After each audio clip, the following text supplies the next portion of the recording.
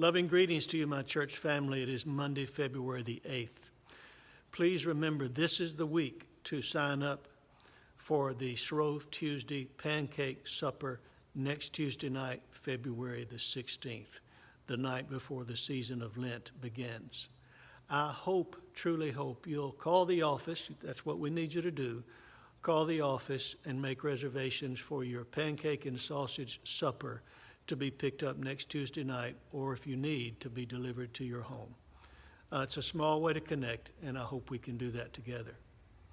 Now for the devotion. A favorite writer of mine, Flannery O'Connor, the Catholic short story writer. She died at age 39 of lupus back in the 1950s.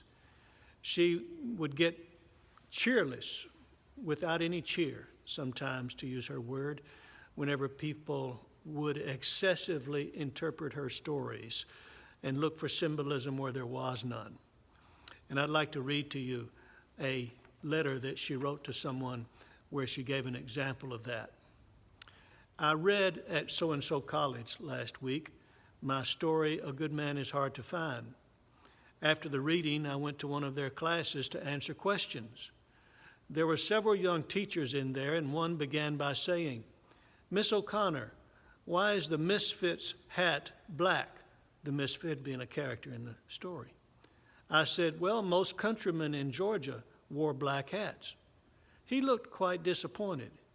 Then he said, "Miss O'Connor, the misfit represents Christ, does he not?" "He does not," says I.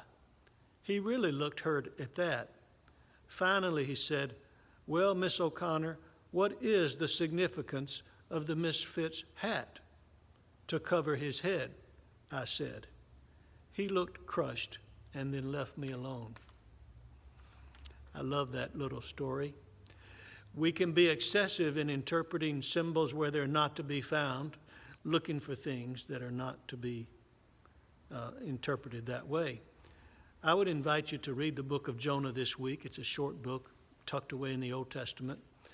To remember that for 2 Sundays I've preached and have interpreted Jonah as representing Israel, Nineveh as representing Israel's enemies, people who are less than favored by God, and to look for that and to read through the story of Jonah with Jonah and Nineveh as primary symbols and representing significant parts of Israel's life and attitude toward the neighbor, as I come this coming Sunday to preach upon it the third and last time. Let us encourage each other.